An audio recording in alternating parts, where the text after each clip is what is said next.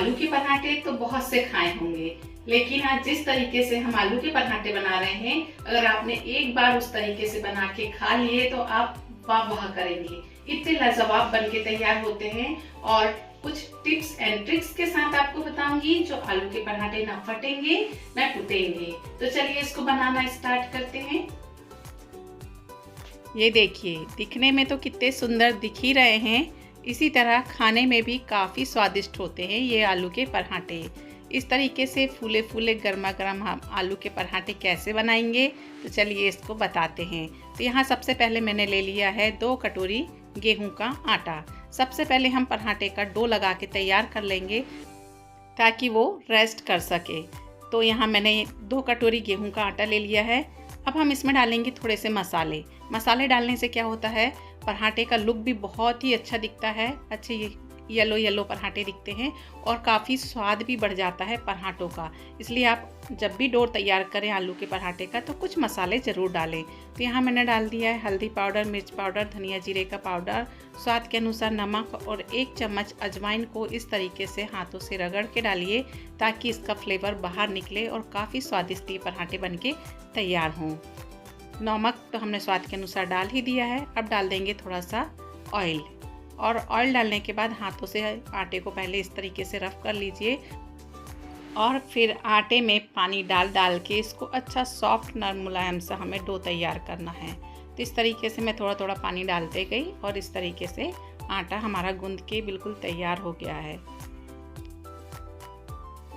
तो ये देखिए, ये आटा हमारा गूंधा हुआ तैयार है और दिख कितना रहा है, बिल्कुल सॉफ्ट सा तैयार करके रखा हुआ है। अब इसको क्या करेंगे, अच्छे से मसल देंगे और इसको ढक के रख देंगे कम से कम 10 से 15 मिनट के लिए, ताकि ये अच्छे से रेस्ट ले और अच्छे से इसकी फिर हमारे पराठे बनेंगे। तो मैंने इसको ढक के तैयार करके रख दिया है और साइड बाय साइड मैंने आलूओं को भी उबलने रख दिया था। तो ये देखिए, आलू भी हमारे काफ़ी अच्छी तरीके से पक चुके हैं और जब तक आलू इस तरीके से चिटके ना तब तक इसको पकाइए। बहुत अच्छी तरीके से पक जाएंगे तो बिल्कुल आलू सॉफ्ट वाला हमारा पक के तैयार हो जाएगा। अब हमने यहाँ थोड़ी सी मैंने वेजिस काट के रख ली है। जैसे मैंने यहाँ लिया है कड़ी पत्ता। कड़ी पत्ता को मैंने 15 से 20 कड़ी पत्ते लिए हैं और इस तरीके से बारीक काट लिए हैं, क्योंकि कड़ी पत्ता अगर खड़ा डालेंगे तो मुंह में आएगा, बच्चे निकाल के फेंक देते हैं मेरे। अब मैंने यहाँ पे क्या किया, आलूओं को ले लिया है, आलूओं को भी पील कर लिया है। और पील किसने किया है मालूम है, मेरी सासू अम्मा ने। बोलती हैं कि ला मैं जल्दी जल्दी पील करके तुझे दे देती हूँ। तो उन्होंने मेरे आलूओं को पील कर दिया था, तो मैंने इस तरीके से बारीक ग्रेटर से इसको सारे के सारे ग्रेट कर लिया है ताकि कोई लम्स ना रहें इसमें, बिल्कुल स्मूथ सा हमारा आलू तैयार हो जाए। तो ये हमारा आलू पीस के तैयार हो चुका है। इधर रख दिया है मैंने साइड में कढ़ाई को। कढ़ाई में डाल दिया है 2 चम्मच के करीब ऑयल। 2 चम्मच नहीं डाला था, 1.5 चम्मच ऑयल डाला इसमें। तो अच्छे से गर्म करेंगे और गर्म करने के बाद इसमें हम डालेंगे कुछ खड़े वाले मसाले। जैसे यहाँ डाला है 1 चम्मच जीरा, 1 चम्मच सौंफ, 1 चम्मच अजवाइन और आधी छोटी चम्मच बारीक वाली सरसों के सीड्स। इन सबको अच्छे से चटकने देंगे ताकि इसका फ्लेवर बाहर आए। अब हमने जो काट के रखा हुआ था हरी मिर्च और प्याज, बारीक बारीक काटिए प्याज, ताकि अच्छे से पराठे में फिलिंग करते समय लंबे लंबे लच्छे ना आए। और जो हमने कड़ी पत्ता को बारीक काट के रखा हुआ था उसको भी मैंने इसी में डाल दिया है। ज़्यादा घर के सामान का यूज़ हुआ ही नहीं है, बस प्याज, मिर्च और थोड़े से खड़े मसाले, बस इनका ही यूज़ हुआ है और काफ़ी टेस्टी बन के तैयार होंगे इन्हीं मसालों से ये पराठे। अब हम इसमें थोड़े से मसाले डाल देंगे। जैसे ही हल्की सी शाइनिंग आ जाए प्याजों में, प्याज को ज़्यादा हमें भूनना नहीं है, हल्की सी शाइनिंग आएगी और थोड़े से मसाले डाल देंगे। मसालों में वही डाल दिया बेसिक से मसाले, लाल मिर्च का पाउडर, हल्दी पाउडर, धनिया पाउडर, जीरा पाउडर और गरम मसाला पाउडर, और डाला है आधी चम्मच चाट मसाला पाउडर। चाट मसाला से भी काफ़ी टेस्ट इन्हेंस होता है, तो इसलिए चाट मसाला ज़रूर डाल दीजिए। अगर चाट मसाला नहीं है तो आप यहाँ अमचूर पाउडर का यूज़ कर सकते हैं। सभी मसाले को डाल के इस तरीके से हम मिला लेंगे। मैंने यहाँ कम ऑयल का यूज़ किया है, इसलिए मसाले जले ना, तो मैंने यहाँ थोड़ा सा पानी डाल दिया है और फिर से इसको हम भुनेंगे जब तक कि ऑयल सेपरेट ना होने लगे। ये देखिए ऑयल भी बिल्कुल निकल चुका है। अब हम इसमें डाल देंगे जो हमने आलूओं को पीस के तैयार करके रखा हुआ था ना, वही आलू हम इसमें डाल देंगे और ऊपर से डाल देंगे फिर स्वाद के अनुसार नमक।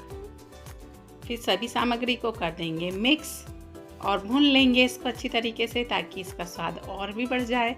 आलूओं को जितना भूनते हैं उतना स्वाद बढ़ता है, इसलिए आलू की भुजिया को अच्छे से भूनिए और अच्छा बिल्कुल छोड़ते तक कढ़ाई को, तो बहुत ही अच्छा टेस्ट आता है। और ऊपर से डाल देंगे अब हरा धनिया और गैस को बंद कर देंगे।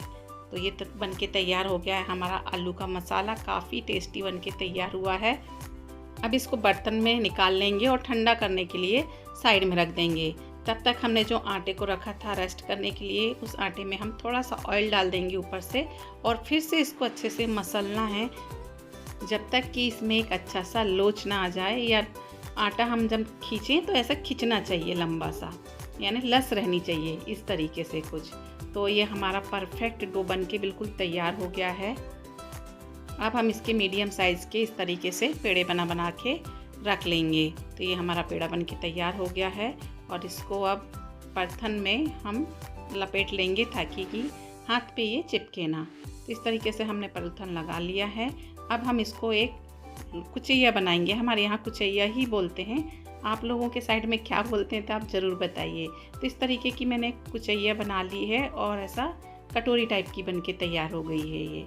अब हम इसमें 1 चम्मच के करीब अच्छे भर के इसमें फिलिंग डाल देंगे और कुछ इस तरीके से अंगूठे से बीच में प्रेस करते जाइए और चारों तरफ से इस तरीके से घुमाते जाइए, तो फिलिंग अंदर जाते जाएगी और ऊपर से इसका मुखड़ा बंद होते जाएगा। और फिर इस तरीके से इसको सील कर दीजिए और फिर से इसमें परथन लगा के फिर से इसकी एक कुचिया तैयार करेंगे ऐसी गोल गोल में।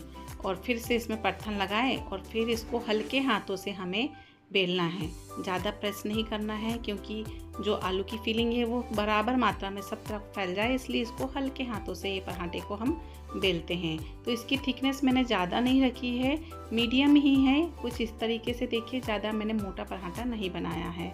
आप चाहें तो ढाबा स्टाइल अच्छे मोटे मोटे पराठे भी बना सकते हैं, लेकिन हमारे घर में तो यही पराठे को बोलते हैं इतना मोटा मोटा पराठा बनाइए। तो चलिए बनाते हैं ये पराठे को। और एक तरफ से मैंने तवे में डाल दिया था और इसको फिर पलटा दिया है।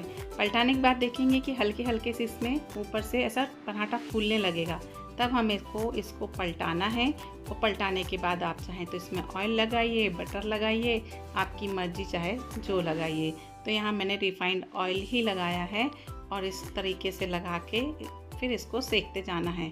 पराठे को पुश भी नहीं करना है, पराठा अपने आप ही फूलने लगेगा। ये देखिए कुछ इस तरीके से।